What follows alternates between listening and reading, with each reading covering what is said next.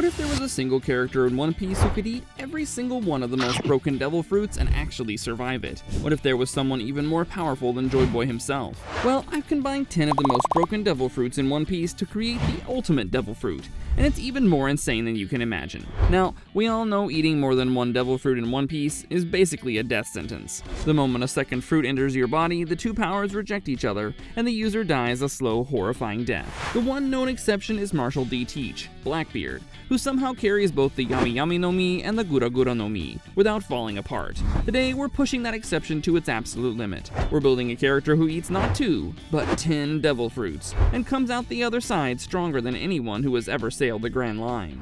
Now, before you say it's impossible, let's work out how this could actually happen inside the logic of the One Piece world. Maybe there's an extremely rare, one-of-a-kind devil fruit, where those whose entire power is letting the user absorb other devil fruits without their body rejecting them. Maybe our character comes from some ancient bloodline, immune to the usual side effects the same way Blackbeard seems to be. Or maybe it's some freak anomaly nobody's ever seen before, a 1 in a billion body that simply doesn't reject anything. Whatever the explanation, this is the only person alive who can eat this many devil fruits and walk away using all of them at once. With that out of the way, let's get into it. We're taking an average, unremarkable guy and turning him into something the 5 elders would lose sleep over. By the time we're done building him, no Yonko, no admiral, and no ancient weapon would want to cross his path. So here's how we're doing it. 10 devil fruits. 10 of the most terrifying powers the series has ever produced, all stacked into one body. And we're not just picking them at random, we're picking fruits that make each other stronger. For example, pairing the Magu Magu no Mi, the magma fruit, with the Hie Hie no Mi, the ice fruit, lets our character breathe molten rock 1 second and flash freeze it into razor glass the next. Let's go through the fruits one at a time and build this monster from the ground up. We're starting with the rarest of the rare, the fruit everyone in the fandom has been obsessing over. It's the Hito Hito no Mi model Nika, the mythical Zoan that made Luffy into the warrior of liberation. This is the foundation our entire character is built on. Here's why it matters so much. The Sun God's power doesn't just sit there as one ability among 10. It acts as an amplifier for everything we're about to add. Each other fruit gets filtered through Nika's absurd cartoon logic body, so instead of 9 separate abilities bolted onto a normal human, we get 9 abilities running through a body that can stretch, flatten, and reshape itself in ways that break the laws of physics on purpose. Nika's gift for inspiring joy and freedom also means our character can rally allies into a laughing, fearless mob mid-battle, while making enemies feel the fight is already lost before it starts. Combine that elastic unpredictability with anything else on this list, and you get a fighter capable of stretching a lightning-charged fist across an entire bay, or ballooning up to the size of a battleship, while still swinging like a featherweight boxer. Next, we're taking Big Mom Soto Soto no Mi, the soul fruit. This paramecia lets our character rip souls straight out of people and objects and use them to create loyal homie servants. Paired with the Sun God's power, we're talking about an army of homies infused with Nika's own liberated, rubbery strength. Laughing soldiers who don't feel pain and don't know how to be afraid. But the Soto Soto no Mi goes further than that. Our character can implant fragments of their own soul, and by extension, fragments of Nika's power into weapons, ships, or even other people, effectively deputizing an entire crew with borrowed pieces of a mythical Zoan. And because this fruit lets the user pull years out of anything they touch, our character edges toward genuine immortality, stacking stolen lifespan on top of stolen lifespan until age simply stops being a threat to them. Third, we bring in Kaido's Uou no Mi model Seiryu. This mythical Zoan grants the form of a colossal azure dragon, complete with flight, elemental breath, and the ability to shrink down to human size or grow to the size of an island. Now our sun god has wings. Picture our character soaring above a fleet in full dragon form. Nika's elastic unpredictability rippled through scales and claws instead of skin and bone. The dragon's breath attack becomes a weapon we can reshape depending on what we pair it with later. And the size shifting means our character can go from a barroom brawl to a full-blown kaiju fight without ever needing a second form. In fourth, we add a Kainu's Magu Magu no Mi, the Magma Logia.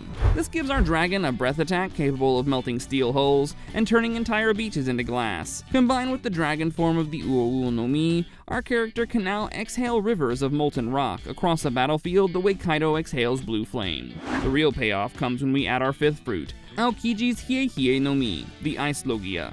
On the surface, Fire and ice should cancel each other out completely, but our character uses that contradiction as a weapon instead of a weakness, flash freezing their own magma breath mid-air into a hailstorm of volcanic glass that's still hot enough to cauterize on impact. One breath, two completely different ways to end a fight. At number 6, we take Blackbeard's Yami Yami no Mi. This is a game changer for our build. Darkness control lets our character nullify any other devil fruit power on contact.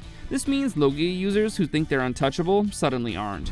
Paired with the magma and ice already running through our character's arsenal, Darkness becomes the perfect setup move.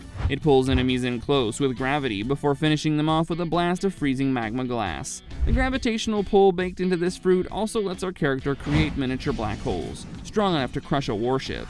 Combine that gravity with the dragon's size shifting, and our character can compress an entire enemy fleet into a single point before deciding whether to crush it, freeze it, or melt it.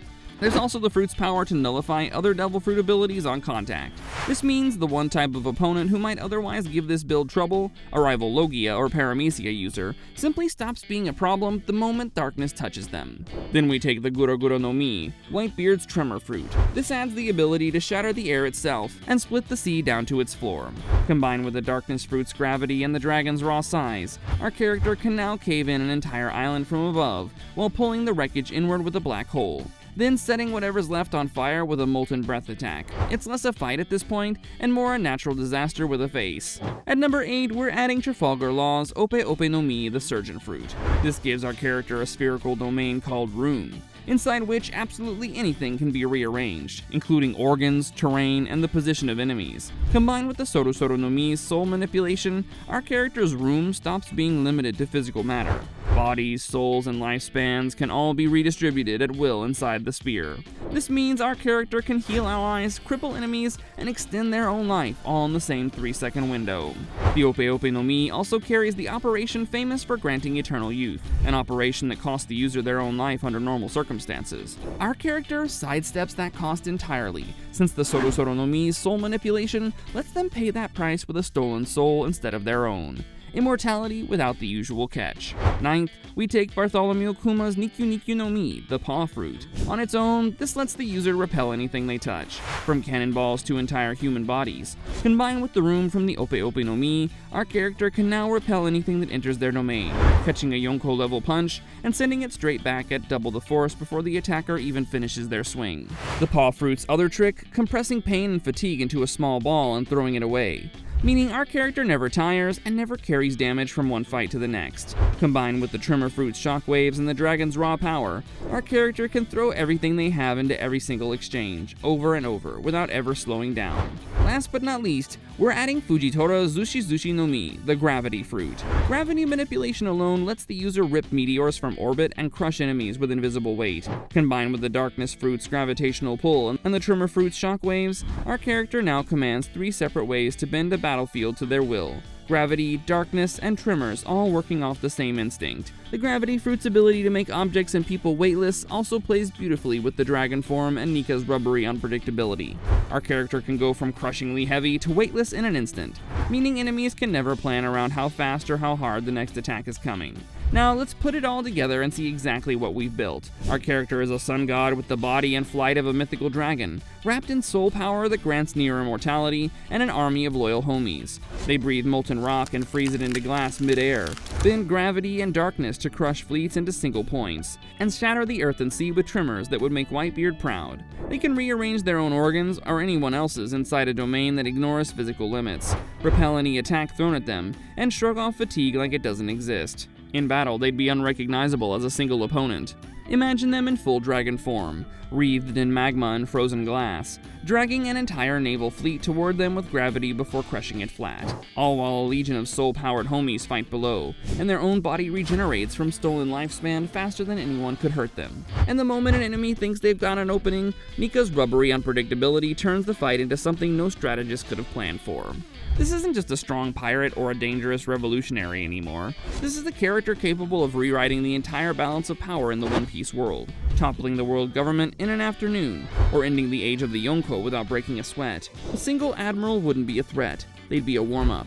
Even something like an ancient weapon built specifically to counter overwhelming force would be walking into a fight where the terrain itself, the gravity, the very air, is already working against it before the first punch lands. The only real question left is what they do with all of it. Would this version of ultimate power follow Luffy's example and use it to protect the weak and set people free? Or would 10 stolen devil fruits eventually corrupt even the best intentions, turning our character into the very tyrant the world always feared? That's genuinely up to you. Let me know in the comments which of these 10 fruits you think is doing the heavy lifting, and whether you'd have picked a different combination entirely. And if you enjoyed the video, make sure to check out our next video on the rarest devil fruits in One Piece.